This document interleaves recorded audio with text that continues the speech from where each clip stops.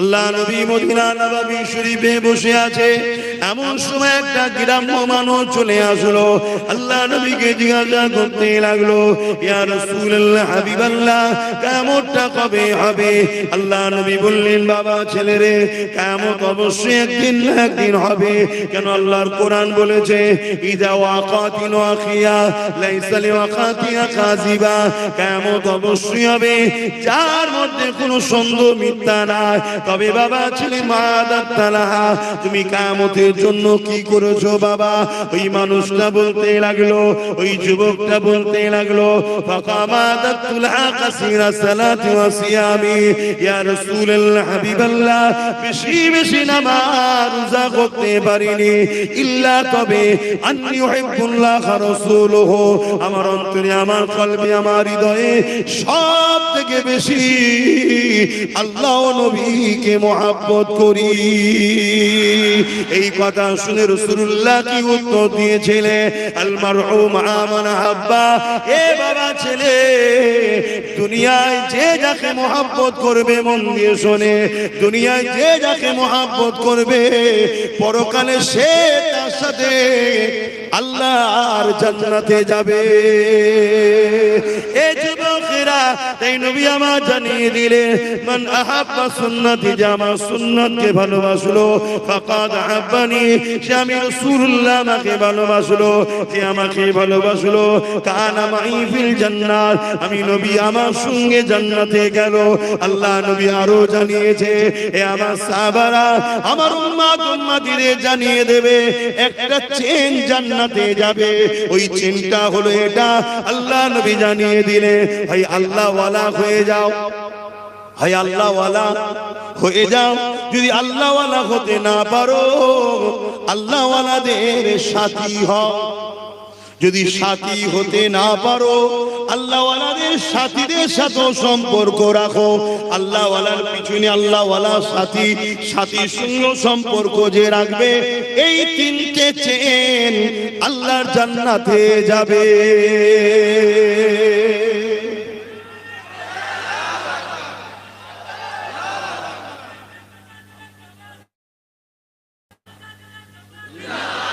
শোনেন তাহলে, মন দিয়ে শুনছেন তো? কানেকশন রাখলে, সম্পর্ক থাকলে লাভ আছে না? না, তাহলে প্রথম সম্পর্ক আল্লাহ ওয়ালা হও। যদি হতে না পারো, আল্লাহ ওয়ালাদের সাথী হও। আর সাথী যদি হতে না পারো, ওর সাথীর সাথেও বন্ধুত্ব রাখো।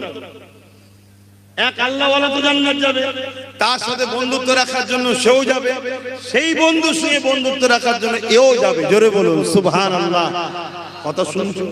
কেন? সম্পর্ক। তাহলে আল্লাহ ওয়ালার সঙ্গে সম্পর্ক রাখলে যদি জান্নাত হয়, তার সাথীর সঙ্গে সম্পর্ক রাখলে যদি জান্নাত হয়, কোরআনের সঙ্গে সম্পর্ক, কোরআনের প্রেম, রাসূলুল্লাহর প্রেম, জান্নাত যাবে না যাবে না?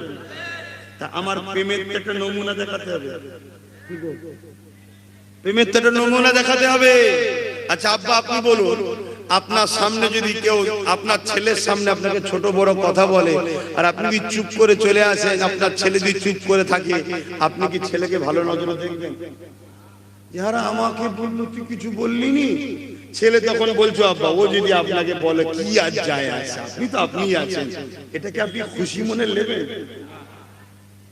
কোরআনটার কথা, তাহলে আল্লাহর কথাকে কেউ বলবে হিংসা ছড়ায়, আর তোমাকে আল্লাহ একটু পাওয়ার দিয়েছে, তোমার তো একটু কলমের খোঁচা দেওয়া দরকার ছিল, তুমি দিলে না।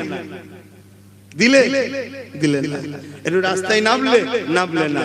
আর যেই তোমার নেত্রী ফাইল চুরি করে জমি নিয়ে বললে, তাহলে কানেকশন তোমার কোন দিকে? আল মারউ মা মান আহাব্বা, যে যাচ্ছে দুনিয়ায় পরকালে তার সাথে। কথা মাথায় ঢুকছে? এগুলো বলছি কেন বুঝতে পারছেন? মুনাফিক যদি চিনতে পারো, প্রকাশ্য দুশমন যত শক্তিশালী হোক তোমাদের কিছু করতে পারবে না।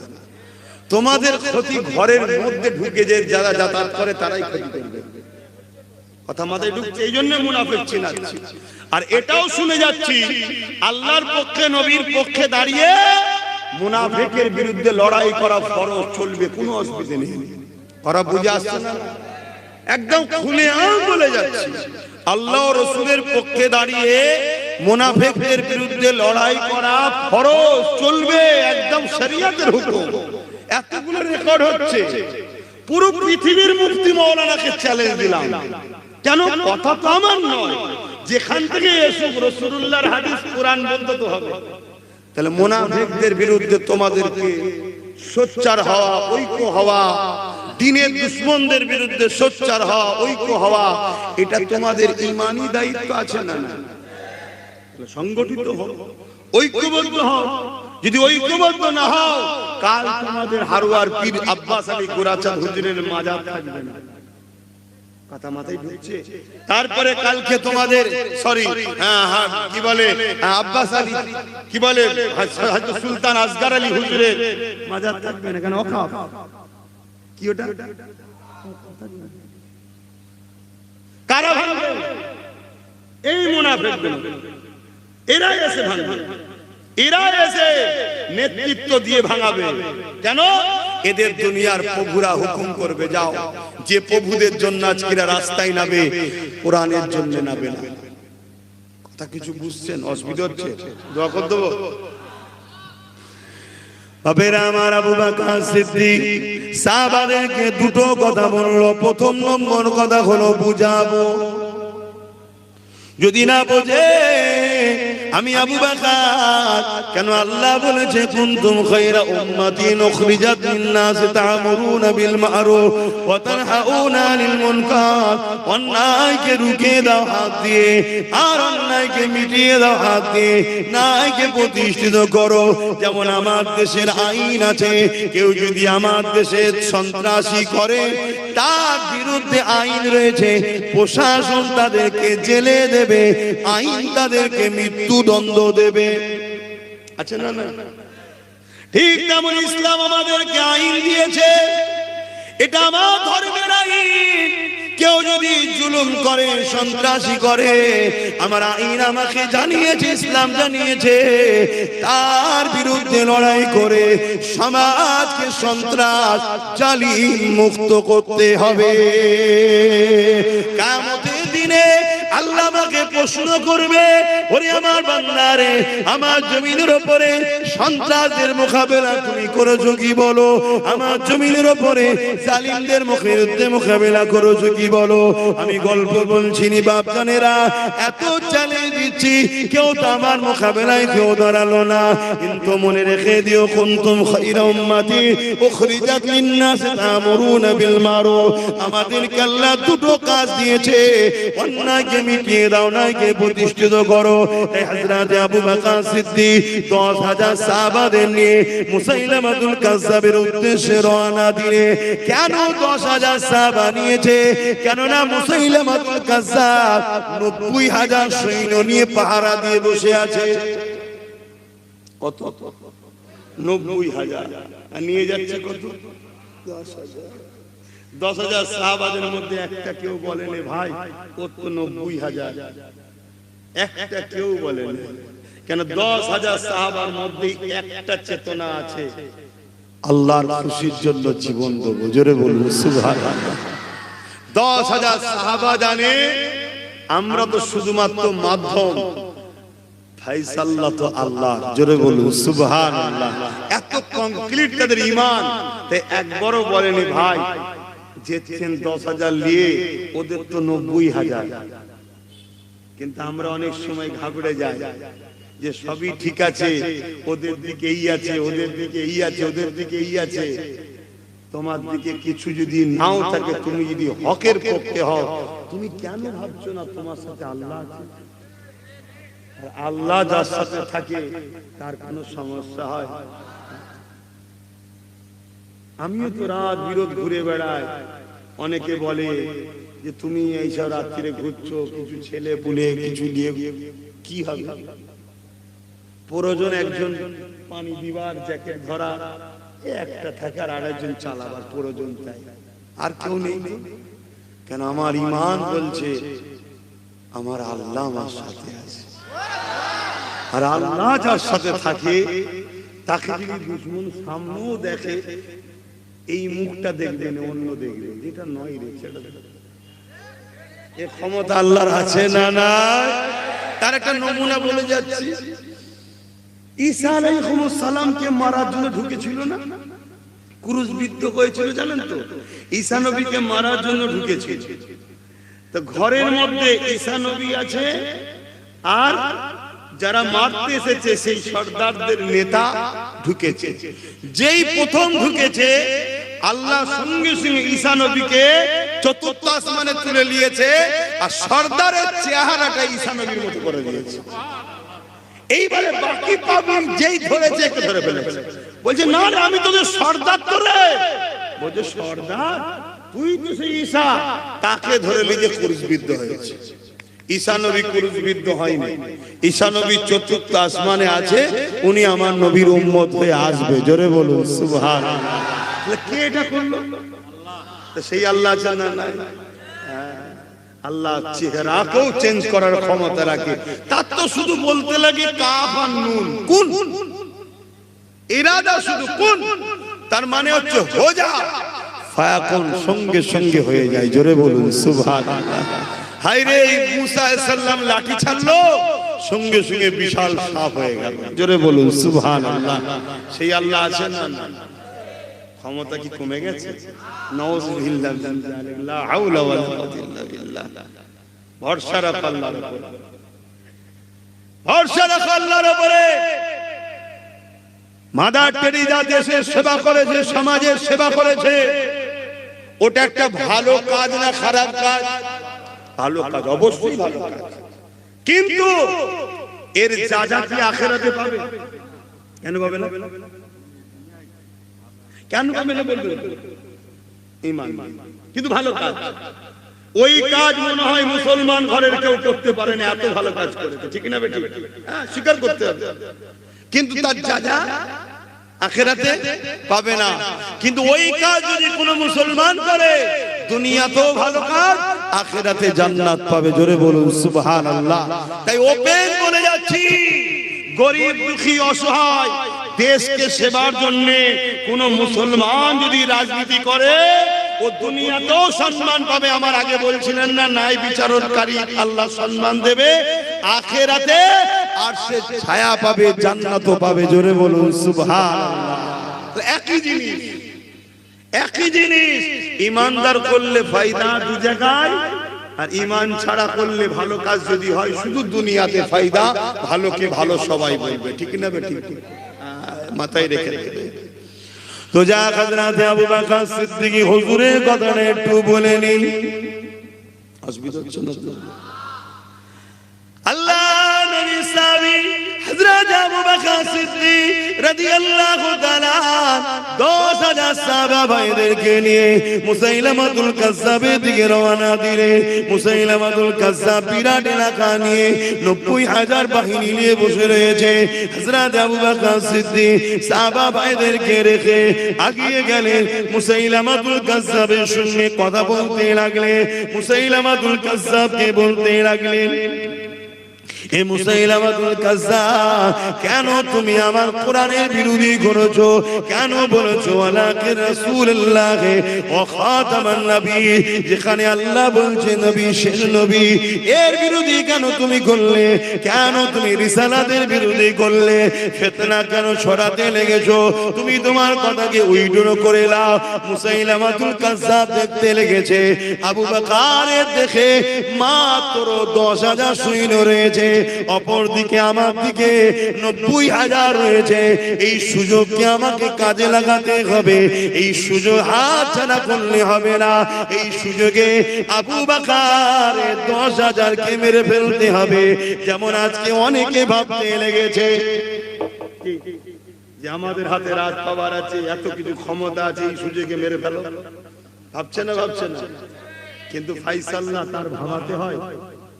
বলো, নমরুদ চেয়েছিল পৃথিবীর রাজা, আমি সব কিছু করব, তার ইরাদা বাস্তব হয়েছে। খোঁড়া মশা আক্রমণে মারা গেল। ফেরাউন সে বিরাট বড় রাজা ছিল, লাস্টে নীল নদে ডুবে মরল না? চিঙ্গিস খান সে পুরো পৃথিবীকে দখল করতে চলেছিল, লাস্টে এমন কঠিন সমস্যায় পড়লো, পৃথিবীর রাজা হওয়ার যা স্বপ্ন সেই নিজে থেকে নিজে আত্মহত্যা করলো। জানেন ইতিহাস? ফাইসাল্লাহ তুমি আমি কি বলছি ওটা নয়, ফাইসাল্লাহ উপর থেকে হয়। তো দুনিয়া চাইবে এই সুযোগ ভাঙরের মুসলমানদেরকে মেরে ফেলো, এই সুযোগ সবাই মিলে ঘিরেদেরকে শেষ করে দাও, এই সুযোগ মুসলমানদেরকে মেরে ফেলো, আমাদের হাতে সব ক্ষমতা আছে। অত সহজ নয় বন্ধু। ফাইসাল্লাহ আল্লাহর পক্ষ থেকে হয়, কথা মাথায় ঢুকছে? কিন্তু আমাদের ডিউটি কি? আগুনে হাত দেওয়া না আগুন থেকে হাত দূরে রাখা? জোরে বলো। এইটা তো মানব, এইটাই তো মনুষ্যত্ব। জ্ঞান আল্লাহ দিয়েছে তো হাত দিবার নয়, তাহলে ইচ্ছা করে আগুনে হাত দেওয়া যাবে না। তাহলে আজকে আমি যে বুঝতে পারছি পরিস্থিতি কি হচ্ছে, তারপরেও যদি আমি কম্বল মুড়ি দিয়ে 10টা পর্যন্ত ঘুমোই, এটা আমার ভুল হচ্ছে নয়। আমার তো উঠতে হবে, প্রস্তুত হতে হবে, তৈরি হতে হবে। বাকি সব বুঝতে পারছেন তো নাকি? হ্যাঁ, একটু বুঝলেন, একটু বোঝেন। হযরত আবু বকর সিদ্দিক যখন 10,000 নিয়ে গেছে, মুসাইলামাতুল কাজ্জাব ভাবছে আরে এরা তো 10,000, আমার 90,000, কোনো ব্যাপার না, মেরে ফেলবে এদেরকে। হযরত আবু বকর সিদ্দিক বারবার বোঝাতে লেগেছে, মুসাইলামাতুল কাজ্জাব কোনো কথাই কান দিচ্ছে না। ইশারা করে দিল ঝাঁপিয়ে পড়ে যাও। ইশারা যখনই হয়ে গেল, মুসাইলামাতুল কাজ্জাবের সৈন্যরা আচমকা আবু বকর সিদ্দিকের সৈন্যদের উপরে, সাহাবাদের উপরে হামলা করে দিল। এই আচমকা হামলাতে সাহাবা ভাইরা বড় শহীদ হয়ে গেলে, বেশ কিছু সাহাবা ভাই শহীদ হয়ে গেল। এ মুসলমান ঘরের ছেলেরা, হাতকে কাঁপালে হবে না, মনকে কাঁপালে হবে না, অন্যায়ের সঙ্গে কখনো আপোষ করলে হবে না, অন্যায়কারীর উপরে দয়াও দেখালে হবে না। তুমি যদি অন্যায়কারীর উপরে দয়া দেখাও, অন্যায়কারী সুযোগ পেলে তোমাকে কিন্তু কামড়াবে। যেমন কদিন আগে বললাম, শুনছেন তো? আজও বলে যাচ্ছি, জুলুম কখনো করবে না। আর কেউ জালিম যদি হয়, তাকে মারার জন্য কখনো দিলের মধ্যে মায়া আনবে না। মনে থাকবে তো? হ্যাঁ, একটা হুজুরের হিসাবে তার ছাত্রকে, তার অনুসারীকে শিক্ষা দিচ্ছি, যদি এই শিক্ষা কবুল না করো, কাল তোমার বাচ্চাকে কাফন করতে হবে। তুমি দয়া দেখাচ্ছ, দয়া দয়া দেখাও ভালো লোকের উপরে, সাপের উপরে কখনো দয়া দেখাতে না। পানি খাওয়াও, ভালো লোককে খাওয়াও, জীব জন্তু অনেক আছে খাওয়াও, কিন্তু সাপকে কখনো পানি খাওয়াতে না। ও যেই তোমার পানিটা খেয়ে একটু তাজা হবে, অমনি তোমাকে প্রথম ফস মারবে, কারণ ওর কাজই হচ্ছে ছবল মারা। এ বাবেরা, নওজওয়ানেরা, এ নবী পাকের প্রেমিকেরা, তাই বলে দিয়ে যান, আল্লাহ নবী সাহাবী আবু বকর সিদ্দিক ইশারা করে দিলেন, আওয়াজ দিয়ে দিলেন, জালিমরা যখন আমাদের উপরে হামলাই করে দিয়েছে, জান বাঁচানোর জন্য ডিফেন্স হয়ে যাও। কি কথা আবু বকর সিদ্দিক বলে দিলেন, সাহাবা হুজুররা ডিফেন্সের জন্য নেমে গেল। এক তো মুসাইলামাতুল কাজ্জাবের 90,000 সৈন্য, আবু বকর সিদ্দিকের 10,000, আবার আচমকা হামলাতে সাহাবা ভাইদের কিছু শহীদ হয়ে গেলেন। এরপরও যখন আবু বকর সিদ্দিক বললেন ডিফেন্সে নেমে যাও, ওই ডিফেন্সে যখন নেমে গেল, ইতিহাস বলতে লেগেছে এই 10,000 থেকে কিছু কমেও গেছে। এরপরও এই গুটি কত সাহাবার মোকাবেলায় 90,000 টিকতে পারলো না, 90,000 জাহান্নামে চলে গেল। আল্লাহ নবী সাহাবাদেরকে আমার আল্লাহ পাক বিজয় দিয়ে দিলে। আরো জোরে বলুন সুবহানাল্লাহ। কোন একটা লড়াই বলুন, ইমানদারদের উপরে আল্লাহ সাহায্য করেন। সংখ্যা যেদিন কম ছিল, সেদিন বিজয় আমাদের মুকাদ্দার ছিল। আর সংখ্যা বেড়েছে, কিন্তু বারবার আমরা পরাজিত হচ্ছি। কেন? আমাদের মধ্যে গাদ্দার ঢুকে গেছে, আর গাদ্দাররা প্রকাশ্য দুশমনদের সঙ্গে সেটিং এ আছে। কথা বুঝছেন? এই নওজোয়ান তরুণেরা, তাই আপনাদেরকে বলে দিয়ে যায়, ইতিহাস থেকে শিক্ষা নাও। যদি ইতিহাস থেকে শিক্ষা নেওয়ার ব্যাপার না থাকতো, কেন মুসা নবী রকিয়া আল্লাহ আমার নবী পাককে শোনালেন কোরআনে? কেন ইব্রাহিম নবী রকিয়া আল্লাহ আমার রাসূলকে শোনালেন কোরআনে? কেন আল্লাহ নবী আলাইহিস সালাম দের রকিয়া শুনিয়েছে? এই জন্য শুনিয়েছে, ইতিহাস থেকে শিক্ষা তোমাকে আমাকে নিতে হবে। কিন্তু আমার জানার ইচ্ছা যাচ্ছে, একদিকে 90,000 আর একদিকে 10,000, এই 10,000 বিজয় লাভ করলো কিসের পাওয়ারে, কিসের জোরে? একটাই পাওয়ার, আমার নবী পাকের মহব্বত আদব, যাকে বলা হয় ঈমান। ঈমান যদি তোমার আমার দুর্বল হয়ে যায়, তাহলে কিন্তু কামিয়াবি তোমার আমার হবে না। এই দুনিয়াদারি করো, কারবার করো, ব্যবসা করো, সব কিছুই করো, কিন্তু আল্লাহ রাসূলকে ভুলে যেও না। দ্বীনের উপরে আঘাত দিলে, কোরআনের উপরে আঘাত দিলে প্রতিবাদ করতে ভুলে যেও না। কেন যে দেশে বাস করো, ওই দেশের আইনকে মানতে হবে, এটা আমার ইসলামেরই হুকুম। আল্লাহ নবী সাহাবাদের কেমন প্রেম ছিল, কেমন মহব্বত ছিল। আল্লাহ নবী, নূর নবী, দয়া নবী এমন সময় সাহাবাদেরকে লক্ষ্য করে বললে, বাবা সাহাবারা, জালিমরা ভেতরে ভেতরে তৈরি হচ্ছে বাবা, আমাদের উপরে হামলা করবে বলে। আজকে তোমাদেরকে জিজ্ঞাসা করছি, জালিমরা ভেতরে ভেতরে তৈরি আজকের দিনও হচ্ছে না হয়নি? তারা কিন্তু সব তৈরি করছে। তারা রাত পাওয়ারও তৈরি করছে, ওই পাওয়ারে তারা ধর্মস্থানও তৈরি করে নিচ্ছে। রাত পাওয়ারও তৈরি করছে, ওই পাওয়ারে তারা আমার মসজিদ, মাদ্রাসা, কবরস্থান, ঈদগাহ, খানকাকে সব কিছুকে দখল করে নিচ্ছে। তারা ভেতরে ভেতরে ভেতরে সব দিক দিয়ে তারা কিন্তু তৈরি হচ্ছে। আজকে প্রকাশ্য হচ্ছে। আল্লাহ নবী সাহাবাদেরকে বললে, বাবা সাহাবারা, কার কি আছে বাবা? আমি রাসূলুল্লাহ, আমাকে দাও বাবা, দ্বীনের জন্য দাও বাবা। কোন সাহাবা এসে উট দান করছে, কোন সাহাবা এসে ঘোড়া দান করছে, যার যা সামর্থ্য রয়েছে আল্লাহ নবীর কাছে দিতে লেগেছে। ওই সময় একটা মহিলা কোলে বাচ্চা নিয়ে আল্লাহ রাসূলের দরবারে এসেছে।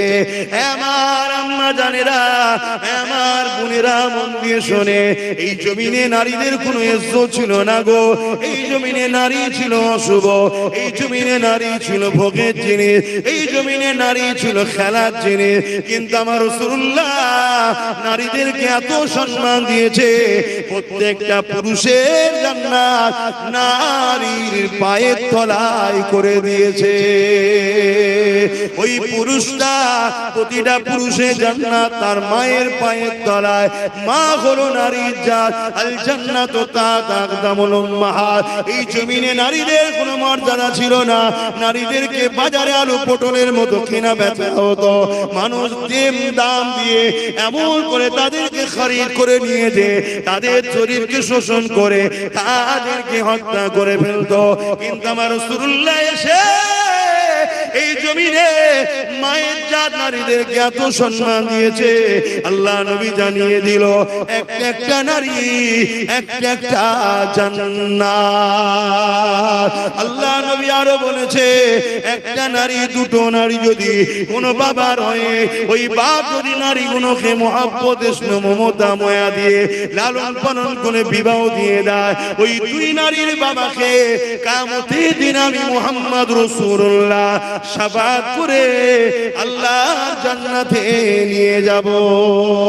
আল্লাহ নবী আরো বলেছে, যদি কমন করে একটা, দুটো, তিনটে কন্যা কোন বাপ যদি পেয়ে যায়, ওই বাবা যদি তিন কন্যাকে লালন পালন করে মায়া মমতা স্নেহ দিয়ে বড় করে তার যদি বিবাহ দিয়ে দেয়, আল্লাহ নবী দুটো আঙুল তুলে দেখিয়েছে, এই দুই আঙুল যেমন পাশাপাশি রয়েছে, ওই তিন কন্যার বাবা আর আমি রাসূলুল্লাহ আল্লাহর জান্নাতে পাশাপাশি থাকিব। আরো জোরে বলুন সুবহান। কিন্তু 1450-1500 বছর পরে আমার বাংলার জমিনের ভাটপাড়াতে একজন ভাঁড় বেরিয়েছে, বিজেপির নেতা অর্জুন সিং। সে বলতে লেগেছে, ইসলামে নাকি রেপ করাটা ভালো কাজ। বলুন নাউযুবিল্লাহ। ওর বিচার হয়েছে, ওকে অ্যারেস্ট করা হয়েছে। কেন অ্যারেস্ট করেনি? কেন পুলিশ মন্ত্রী যে সে ওদের বোন, আমাদের কেউ নয়। ইসলামের সঙ্গে তার কোনো মায়া দয়া সম্পর্ক নাই, তাই সে কেস করেনি। অথচ তোমার ভাঙরে কোনো একটা মা বলেছিল মমতার নাকি স্বামী নেই, তাকে এই শয়তান কেস করে অ্যারেস্ট করিয়েছে না করেনি? মানে শয়তান ওদের, আমাদের নয়। কিন্তু এত বড় কথা বললে শয়তান কেস করেছে, কথা বলছেন না কেন?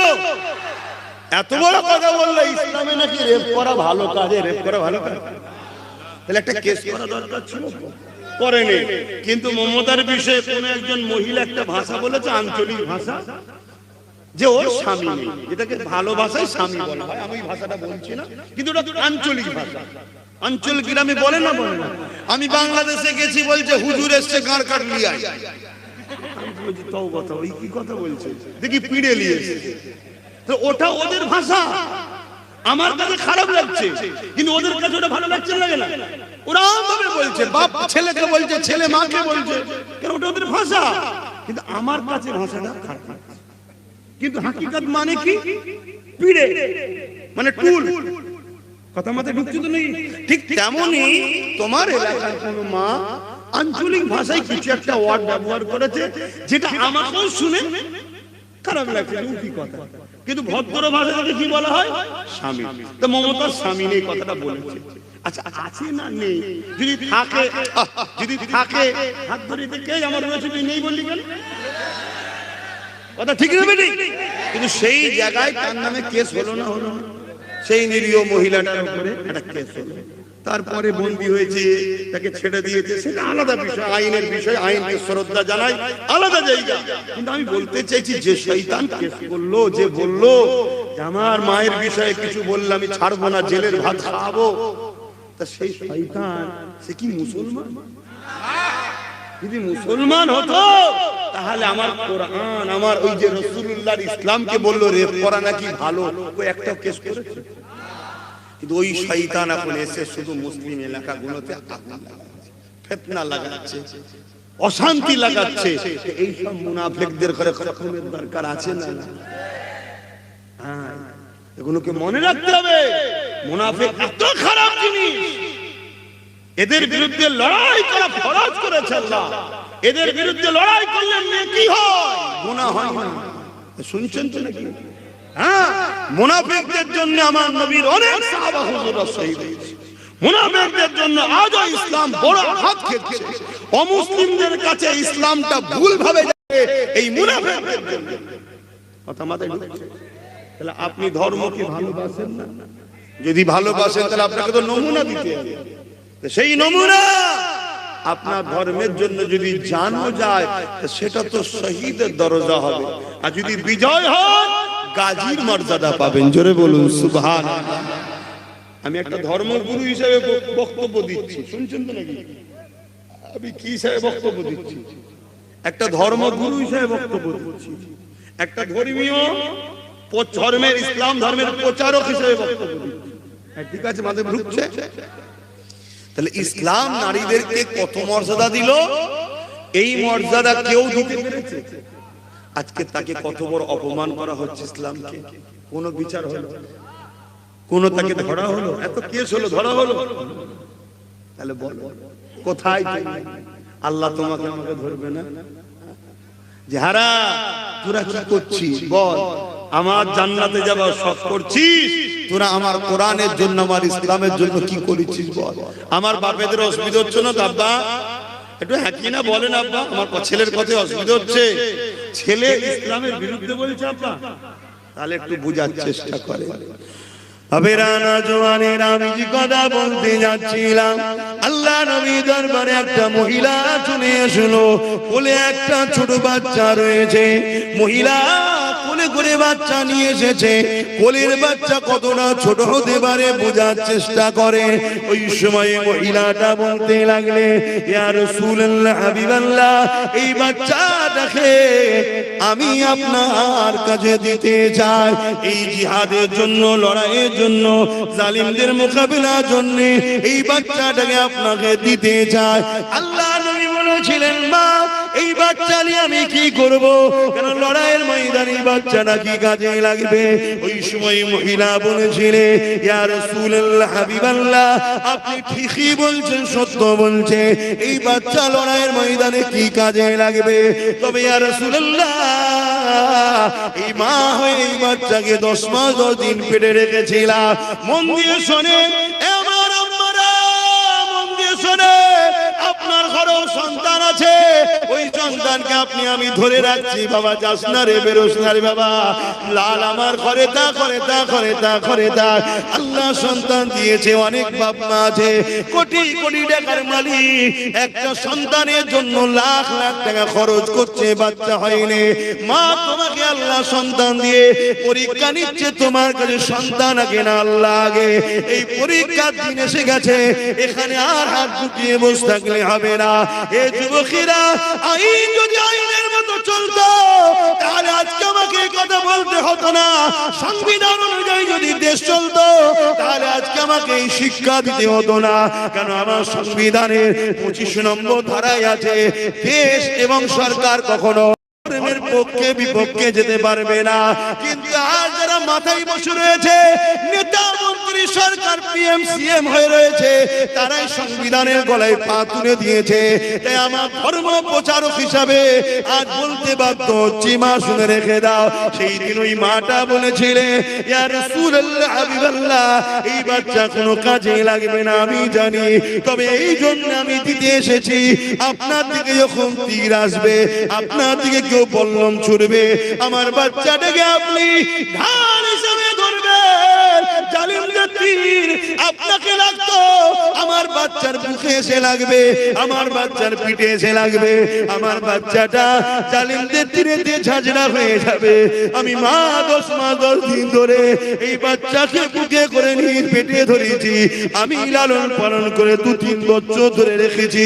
ইয়া রাসূলুল্লাহ, হাবিবাল্লাহ, কিন্তু আমি আপনাকে এত ভালোবাসি, আমার বাচ্চা তীর খেয়ে মারা যাবে, আমার কোনো ব্যথা নাই, হুজুর আপনাকে যেন আঘাত না লেগে যায়। আরো জোরে বলুন সুবহান।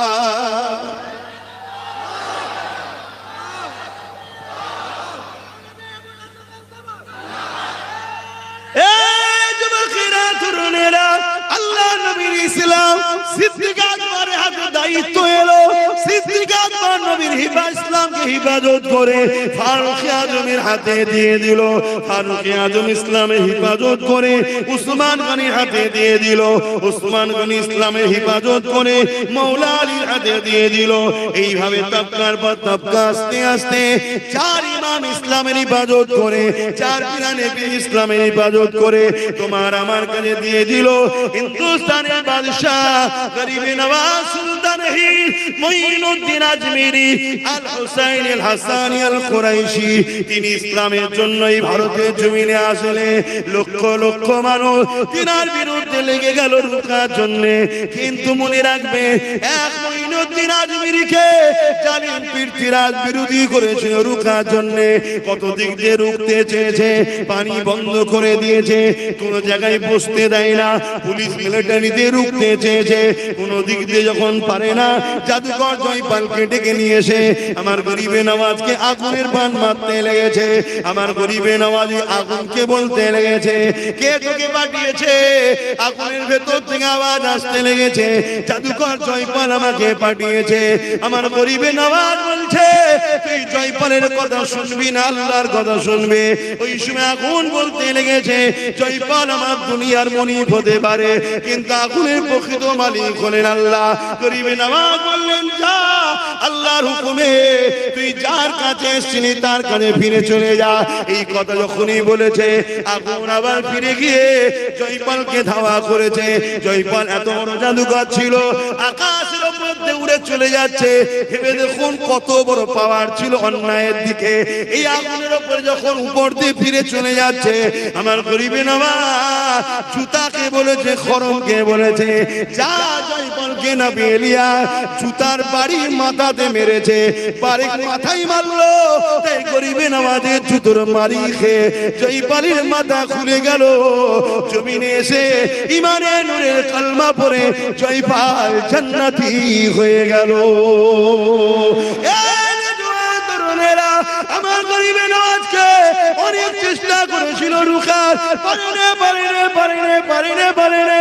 যারা রুখতে চেয়েছে তাদেরই ঘর থেকে একটা দুটো নয়, 1000 2000 নয়, 90 লক্ষ যুবক যুবতী ইমানে নূরের কালেমা পড়ে মুহাম্মদ রাসূলের দিবানা হয়ে যায়। সেই 90 লক্ষ থেকে আজকের তারিখে ভারতে 60-70 কোটি হয়ে গেছে। এই অবদান আমার গরিবে নওয়াজের। তোমাদেরকে এখানে রেখেছে কে? বেশাক আল্লাহ ওসিলা হলো গরিবে নওয়াজ। যতদিন গরিবে নওয়াজ আছে ততদিন তোমরা থাকবে, ঠিক তো নাকি? আজকে দেখছিলাম একটা মুরব্বী বাপ, মোবাইল দেখে কি জানি না, তিনি বলছে অমুক যদি না থাকে তাহলে আমরা দাঁড়িয়েও রাখতে পারবো না। মানে আল্লাহর উপরে ভরসা নেই, নেতার উপরে ভরসা। কিরকম মুসলমান, মার খাবে না তো কারা খাবে? আর গরিবে নওয়াজ যখন এসেছিল একটা কেউ ছিল না, হুজুরের হাত ধরে 90 লাখ হলো, আর 90 লাখ থেকে আজকে 60-70 কোটি। আরে সরকার চেপে রেখেছে, চেপে রাখার পরও যদি এই হয় তাহলে খুলে দিলে কি হয়? কথা বুঝে আসছে না? না, এই জন্য চেপে রেখেছে। মন দিয়ে শোনো, বোঝার চেষ্টা করো। যুগে যুগে দুটো দল ছিল, দুটো লড়াই হয়েছে। সেদিনের জালিম শাসক ছিল ফেরাউন, আর ইসলামের পক্ষে ছিল মুসা নবী। তোমরা কার পক্ষে? মুসার দিকে না ফেরাউনের দিকে? সেদিন লড়াই হয়েছিল ফেরাউনের বিরুদ্ধে মুসা নবী। সেদিন আল্লাহ মুসাকে বিজয় দিয়েছে, ফেরাউনকে মিটিয়ে দিয়েছে। সেদিন নমরুদের সঙ্গে ইব্রাহিম নবী লড়াই হয়েছিল। ইব্রাহিম নবী তো তোমার আমার আব্বা জান, আজকের বাপের বেটাদের সঙ্গে হচ্ছে আজকের নমরুদের। সেদিন নমরুদের সঙ্গে ইব্রাহিম নবীর লড়াই হয়েছিল। এ যুবকেরা, তোমরা নমরুদের দিকে না ইব্রাহিম নবীর দিকে? সেদিন কিন্তু বিজয়টা ইব্রাহিম নবীরই হয়েছিল। যুগে যুগে যুগে যত নবী রাসূল এসেছে, তিনাদের লড়াইটা ছিল অত্যাচারী জালিম শাসকদের বিরুদ্ধে। দেখো, মুসা নবী লড়াই করেছে অত্যাচারী শাসক ফেরাউনের বিরুদ্ধে, ইব্রাহিম নবী লড়াই করেছে অত্যাচারী শাসক নমরুদের বিরুদ্ধে। চলে আসো আমার রাসূলুল্লাহর দিকে।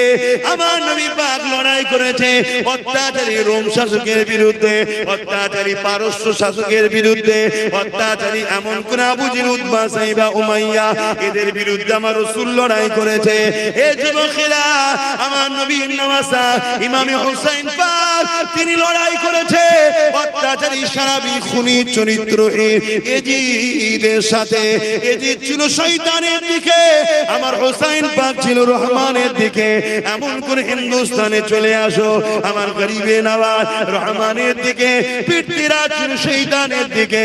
আমার মুজাদ্দিদ জামান ছিল রহমানের দিকে, পিটি ছিল শয়তানের দিকে। এ যুবকেরা, আজকে দিন আমার দেশের মাথায় আর আমার রাজ্যের মাথায় যারা বসে আছে, এরা কোন দিকে তোমরা দেখো, বুঝতে তো পারছো কোন দিকে? অবশ্যই আমাকে যদি জিজ্ঞাসা করো, এরা হলো শয়তানের অনুসারী, এরা জালিম। আর আমরা যদি রহমানের দিকে হই, তাহলে নবীর সুন্নাত অনুযায়ী এদের বিরুদ্ধে আমাদেরকে লড়তে হবে। কারা লড়তে রাজি আছে? হাত তুলে দেখো। নারে দিলাম, দ্বীন ইসলাম, গুস্তাখে রাসূলুল্লাহ হুঁশিয়ার। মনে রেখে দিও, এই লড়াইয়ে তোমার আমার জীবনটাও যেতে হতে পারে। আফসোস আছে, দুঃখ আছে, যদি কেউ বেঁচে থাকতে চাও হাত তুলবে না, যদি জীবনটাও হকের জন্য, রহমানের জন্য, জালিম শাসকদের বিরুদ্ধে লড়তে গিয়ে যদি যায়, এই জীবন তারা কুরবানি করতে পারবে? হাত তুলে দেখাও। প্রথমে হাত আমি তুললাম, দিতে রাজি আছি। আপনারা পারবেন? আপনারা না ঘাবড়াবেন? ও আল্লাহ, বেটার বেদিতে হবে, বেটির বেদিতে হবে, এখন বললে হয়? হ্যাঁ, তুমি কতদিনের জন্য এসছো জানা আছে? কারো কারো জানা আছে? আর আল্লাহ যদি তোমায় বলে রাখবো, তুমি হাজারো মোকাবেলার পরে বাদশা হতভাগা আকবর মুজাদ্দিদ আল-কাসানির বিরুদ্ধে পুরো মিলিটারি ফোর্স নামিয়ে দিয়েছিল। কি লড়াই! লাস্টে মুজাদ্দিদ আল-কাসানিকে জেলে পর্যন্ত দিল। তারপরও মুজাদ্দিদ আল-কাসানি জেল থেকে বেরোলো, কিন্তু বিজয় মুজাদ্দিদ আল-কাসানিরই হলো, আকবর ধ্বংস হলো। জোরে বলুন সুবহানাল্লাহ। এবং আকবরেরই ছেলে মুজাদ্দিদ আল-কাসানির কাছে বায়াত হয়ে পায়ে হাত দিয়ে চুমু খেয়ে শুনছে। বিজয় কার? জোরে বলুন, হকের পক্ষে বিজয় কার? আর আমাদের হলো চেষ্টা। বলো, সেদিন নমরুদ জ্বালিয়েছে না জ্বালাইনি? এজিদ জ্বালিয়েছে না জ্বালাইনি? আজ এরা জ্বালাচ্ছে না জ্বালাইনি? তারাও ছিল নারীদের দেহ শোষণকারী, এরাও আজকে নারীদের দেহ শোষণ করছে। নাই বলো, এখনো কেন তিলক তোমার বোনের ইনসাফ হলো না? তাহলে কি করতে তোরা ক্ষমতায় বসে আছিস? দেখো, কেন্দ্র শাসিত রাজ্যগুলো নারীরা নিরাপদে নাই। দেখো, খোঁজরা মিডিয়া দেখো, আমি ভুল বলছি? তাহলে বলো, এরা মায়ের জাতের উপরে জুলুম করছে না করে? মায়ের জাতের উপরে যারা জুলুম করে, ইসলাম তাদের বিরুদ্ধে যুদ্ধ করার ঘোষণা দিয়েছে না দেয়নি? আমাদেরও ঘোষণা থাকবে না থাকবে না? এবং আমার দেশ নারীদের পক্ষে, জালিমদের বিরুদ্ধে, যারা নারীদের বিরুদ্ধে, তাদের বিরুদ্ধে আমার দেশের সংবিধানও ঘোষণা দিয়েছে লড়াই। ঠিক না বেঠিক? তাহলে দেশও সাথে, ধর্মও সাথে। টেনশন কিসে? টেনশন কিসে? টেনশন হচ্ছে নাকি? হ্যাঁ, কিন্তু লড়াই বিশাল জোর হবে। লড়াই বিশাল জোর হবে। এই লড়াইয়ে আমাকে আপনাকে একা ভাবতে হবে। কথা মাথায় ঢুকছে? তারপরেও পারবে তো? হ্যাঁ, তার জন্য বসবে ঠান্ডা মাথায়, যে যার এলাকায় বসবে, কাগজ নিয়ে ব্লুপ্রিন্ট তৈরি করবে। কথা বুঝে আসছে? কখনো কখনো ওই কি বলে যে, ওই ডিসকভারিতে কি একটা ন্যাশনাল জীবজন্তু সব এ দেখায়, হ্যাঁ, ওই জীবজন্তুদের সব এ দেখাই গো, কিভাবে শিকার করছে, কি করছে। হ্যাঁ, ওই যাই হোক, তুমি যদি বুঝতে পেরে যাও তো ভালো। কখনো কখনো ওই বাঘকে দেখবে কিভাবে শিকার করে, চুপ করে বসে থাকে, চুপ করে বসে থাকে, চুপ করে বসে বসে বসে বসে অনেকক্ষণ ধরে দেখবে। কথা বুঝে আসছে না? ওই রকম ভাবে তুমি প্ল্যান করো, পরিকল্পনা করো, করে তারপরে তোমাকে তোমার বাচ্চার ভবিষ্যতের কথাও ভাবা দরকার আছে না? তুমি তো গার্জেন, তোমার অধীনস্থ এইগুলো, এগুলো কি অপরাধ করেছে তোমার ঘরে জন্ম নিয়ে? তুমি গাই খেলা হয়ে আবেগে ঘুরলে তো হবে না, এগুলোকে খেয়াল রাখতে হবে, এগুলোর কথা ভাবতে হবে না? আজকে কতটা বুবা হয়ে গেলাম আমরা, কতটা অসহায় হয়ে গেলাম আমরা। আমার কোরআনের নামে মিথ্যাচার হয়, আমার ইসলামের নামে মিথ্যাচার হয়। আমার নদিয়াতে রাজ্য সরকার বোলডুজার দিয়ে ঈদগাহ দখল করছে, দুর্গাপুরে বোলডুজার দিয়ে মাদ্রাসা ভাঙছে, এত কিছু জুলুম হচ্ছে, তারপরও আমরা অসহায়, কিছুই করতে পারছি না। তাহলে তোমার আমার বাচ্চার সময়টা কত ভয়ানক আসছে বলো। আজকে আমার আদিবাসী ভাই বোনেরা, তারা আজকে কত অসহায় বলো। সেই আবার সেই দিন আসছে। শুনে রাখো একটা ইতিহাস, এই ভারতবর্ষে একটা সময় ছিল উঁচু জাত আর নিচু জাত। কি জাত? নিচু জাত। ইসলামে কোনো উঁচু নিচু নেই, মানুষ জাত। কথা বুঝতে আসছো তো নাকি? হ্যাঁ, উস্তাদকে উস্তাদ হিসেবে সম্মান, বাপ মাকে বাপ মা হিসেবে সম্মান, মানুষ হিসেবে সবাই সমান। উঁচু জাত নিচু জাত বলে কিছু নাই। তাই উঁচু জাত নিচু জাত ছিল। নিচু জাতের মেয়েরা স্তন ঢাকতে পারতো না, নিয়ম ছিল। শোনেন, গল্প বলছি, ইতিহাস। ঢাকতে পারতো না, ঢাকলে ফাইন দিতে হতো, ট্যাক্স দিতে হতো, আঘাত করা হতো। কথা বুঝে আসছে? লাস্ট পরে একটা সময় এক বোন তার ট্যাক্স যখন নিতে এসেছিল, সে নিজের স্তনকে কেটে পাতে করে ফেলে দিয়ে দিয়েছিল। ওইটা দেখে একটা বিদ্রোহ শুরু হয়েছিল। ওই বিদ্রোহের আগুন এত জোর ছড়ালো, যারা তৎকালীন সময় সব উঁচু জাত বলে সব নেতৃত্ব দিত, তারা সব ঘাবড়ে গেল। শোনো, হযরতে টিপু সুলতান তিনি আইন করে দিলেন। তিনি লড়াই করেছে, লড়াই করে নারীদের স্তন ঢাকার তিনি ব্যবস্থা করে দিয়েছিলেন। জোরে বলুন সুবহানাল্লাহ। মায়ের জাতের উপরে কত জুলুম যুগে যুগে হয়েছে। রিসেন্ট দেখছিলাম সোশ্যাল মিডিয়ায় একটা বাবা, সে বক্তব্য দিচ্ছে যে নারী হচ্ছে মজা করার জিনিস। নারী কি মজা করার জিনিস? তাহলে বলুন, এদের চিন্তাধারাটা কি? এদের চিন্তাধারা কি? এদের কাছে গলার কাঁটা হয়ে দাঁড়িয়েছে ইসলাম ও মুসলমান। তাই এরা প্রথম আমাদেরকে শেষ করতে চাইছে। তাই এসসি এসটি ভাইদের সঙ্গে বন্ধুত্ব করো, তাদেরকে বুঝাও যে তোমাদের সঙ্গে আমাদের কোনো লড়াই নেই। তুমি কি ধর্ম করো, তোমার রুচি, তোমার পছন্দ তোমার কাছে, কিন্তু মনে রেখে দিও আমরা আছি বলে তোমরা এখনো সম্মানে আছো। কেন? তোমাদেরকে ডাকা হয় ভোট হিসাবে। যেদিন আমরা থাকবো না, তোমরা নিচু জাত হবে। কথা মাথায় ঢুকছে না? ঢুকে না? এটা বুঝাও, বন্ধুত্ব করো, দুশ্মনী নয়, বন্ধুত্ব করো, ভাই ভাই করে ঐক্যবদ্ধ হও। আমার কথায় কাউকে আঘাত দিল? আমি শেষ কথা বলে যাচ্ছি, আমার ইসলাম কোন ধর্মের বিরুদ্ধে লড়াই করেনি, কারোর বিরুদ্ধে লড়াই করার ইজাজত দেয়নি। আমরাও কখনো কোনো ধর্মের বিরুদ্ধে বলি না, কোন ধর্মের সঙ্গে ঝগড়া করি না। হিন্দু হোক, আদিবাসী হোক, সাঁওতাল হোক, বাগদি হোক, সবাই আমাদের ভাই বোন। কেন? বাপ আদম মা হাওয়ার সন্তান। কিন্তু জালিমের বিরুদ্ধে লড়াই করা ইসলাম ফরজ করেছে, লড়াই করছি, আগামী তো করব। আমার সাথে কারা লড়াই করতে রাজি আছো? আর একবার হাত দাও। এ কথা ঠিক তো নাকি? ঠিক আছে, আগামী দিন তোমরা কলকাতায় যাচ্ছ তো, ঘুরে আসো, তারপরে আবার কথা হবে। কথা বুঝে আসছে? একটা ছোট্ট কাজ আছে, একটু করে নেবো। এটা নাথ পড়িয়ার একটা কাজ করে নি। বলি আব্বা? হ্যাঁ আব্বা, প্রথমে আপনি শুরু করেন, পকেটে হাত দেন। প্রথম হাতটা দেন, কিছু একটু শরীক হন। এখনই নামাজ পড়তে হবে। এখানে একটা জামাত করা যাবে? এখানে একটা নামাজের জন্য কাউকে রেডি করেন। এখন নয়, আগে দোয়া হবে, তারপর দাও লোক দাও। আচ্ছা, সালামটাকে দিয়ে নি, তারপর তুলবে।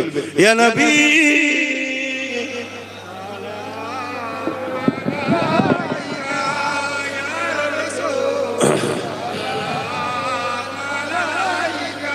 ইয়া হাবিব সালাম।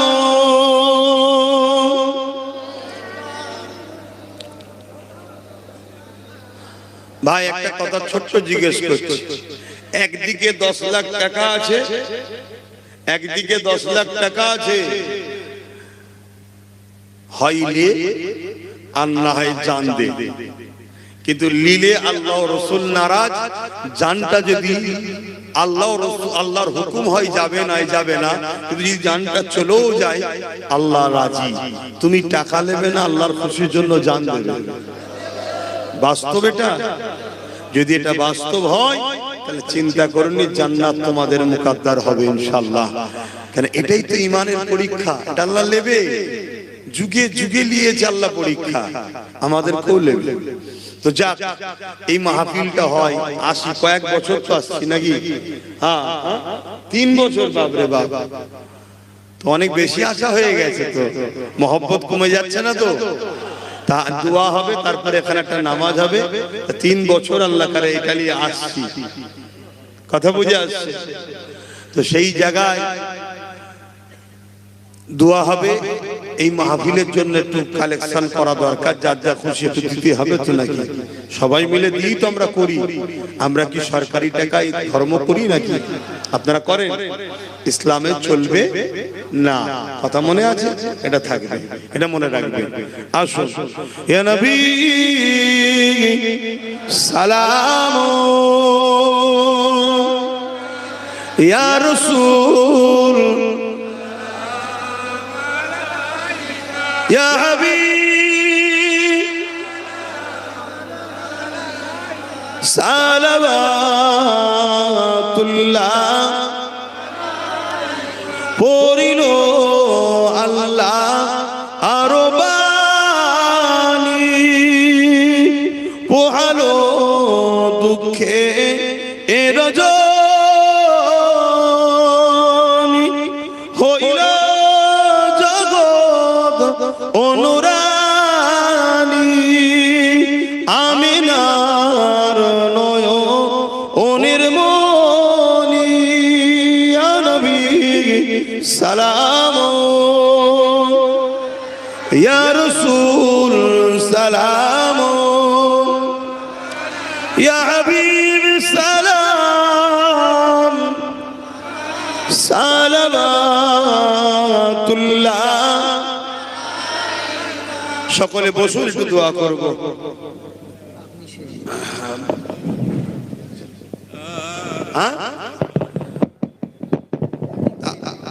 তাহলে আসুন, আমি নামাজ পড়িয়ে দেবো, কেন আমি মুসাফির তো হইনি। তো সেই হিসাবে ছেলেরা যাচ্ছে, যার যা খুশি টক টক করে দিয়ে দেন, তারপর দোয়া হবে, দোয়া বাদ নামাজ হবে ইনশাআল্লাহ। আমরা সকলে একসাথে নামাজ আদায় করব। তাড়াতাড়ি দেন, যার যা খুশি দেন। আজকে টাইম 5টা 10 পর্যন্ত ওয়াক্ত আছে, খাবার কিছু নেই, কথা বুঝে আসছে। কিন্তু আমাকেও তার এক জায়গায় যেতে হবে। আসেন সকলে বিসমিল্লাহ শরীফে 11 বার দরুদ শরীফ, 3 বার সূরা ফাতিহা, 10 বার সূরা ইখলাস তেলাওয়াত করেন, দোয়া চাওয়া হবে।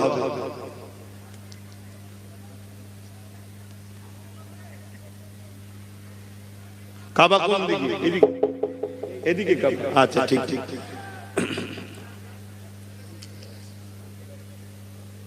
তাড়াতাড়ি লোক গেছে, দাও দাও, যার যা খুশি দাও।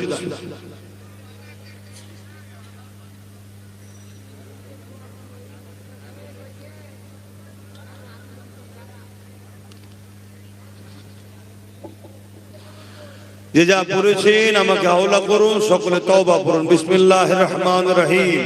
হে আল্লাহ তাআলা, আমি জানা অজানা, ইচ্ছা ও ইচ্ছা সকল গুনাহ হইতে তওবা করিতেছি। আস্তাগফিরুল্লাহ রাব্বি মিন কুল্লি যামবিন ওয়া আতুবু ইলাইহি।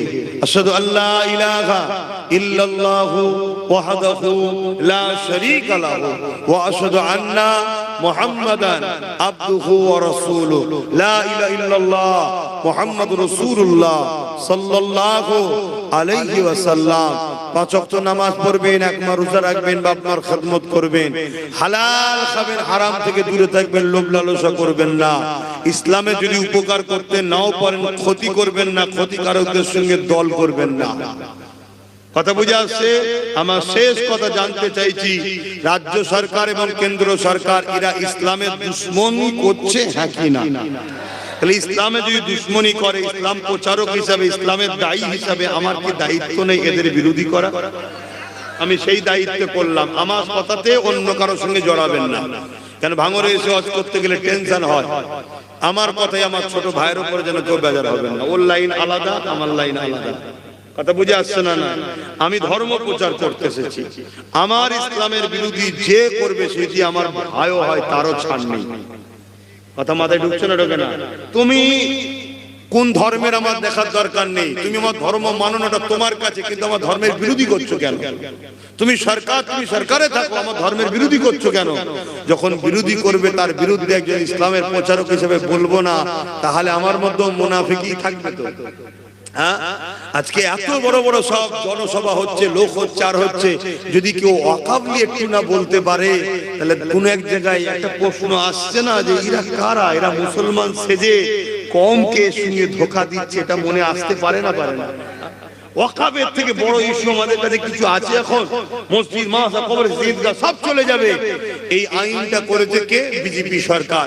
আর ওই আইনটাকে রাজ্য সরকার মেনেছে না মানেনি?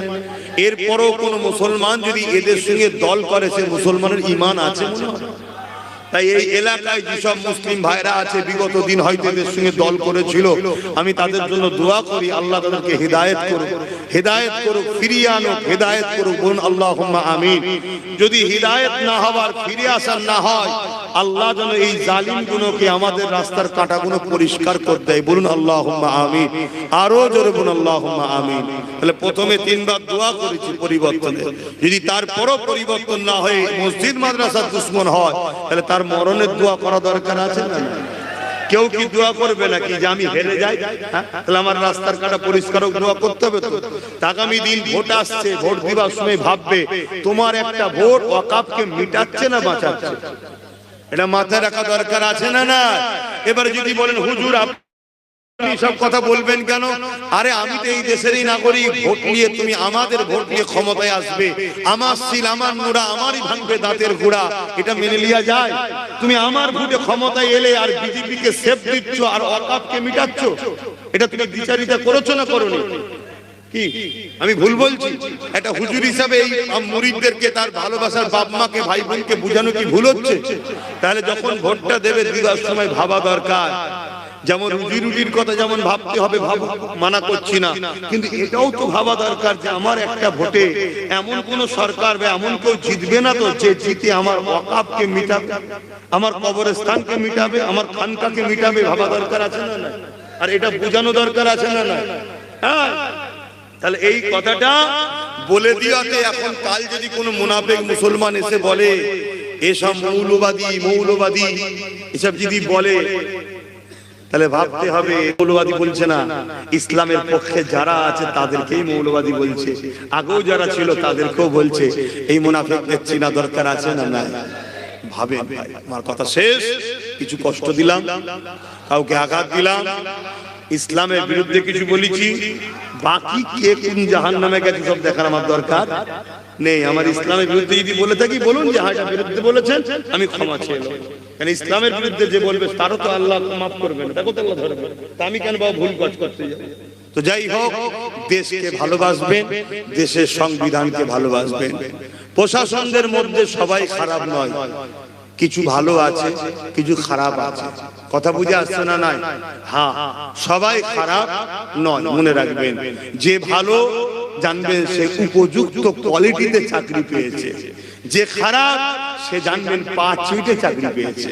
তাই পা চেটে চাকরি পেয়েছে বলে ওকে দালালি করতে হচ্ছে, আর যে উপযুক্ত সে জানবেন উপযুক্ত বলে কারো পা চাটে না, সে তার জায়গায় দাঁড়িয়ে আছে।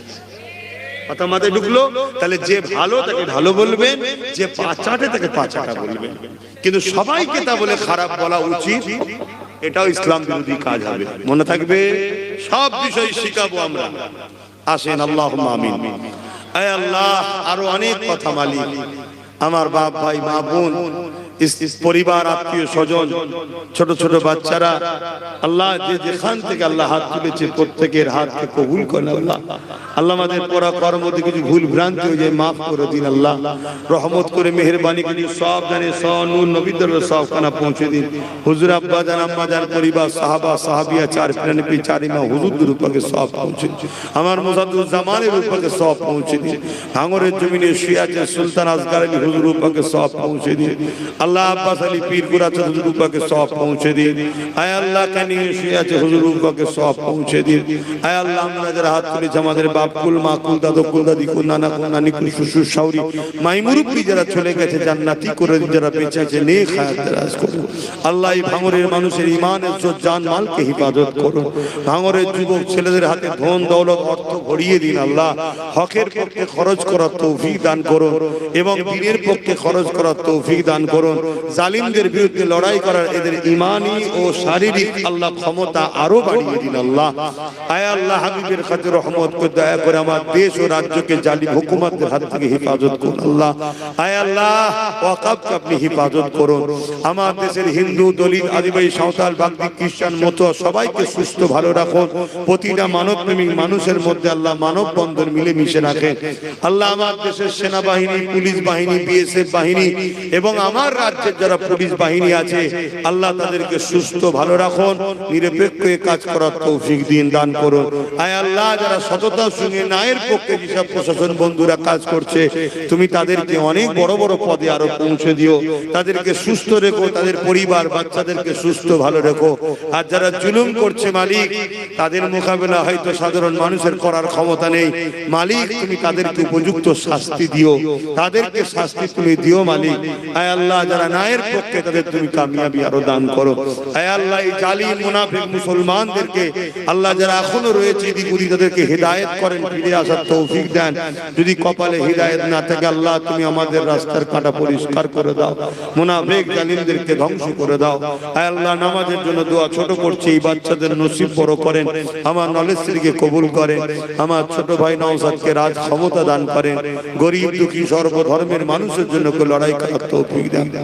আয় আল্লাহ, আমার ভাইয়ের এক সহকর্মী পিয়ারুল বলে নাম, আজ এই জালিমরা কি চুরি করতে বাদ দিচ্ছে, মানুষকে পর্যন্ত চুরি করলে চলে যাচ্ছে। আল্লাহ তাকে আপনি সুস্থ করে দেবেন, ভালো রাখবেন আল্লাহ, আগামী দিন তাকেও বিজয় দান করবেন মালিক। আর সেও হকের জন্য গরিবদের জন্য লড়ছে, তুমি তাকেও কামিয়াবি দান করো। আমার ভাইয়ের সকল সাথীদেরকে তুমি কবুল করো, সুস্থ রেখো, ভালো রেখো।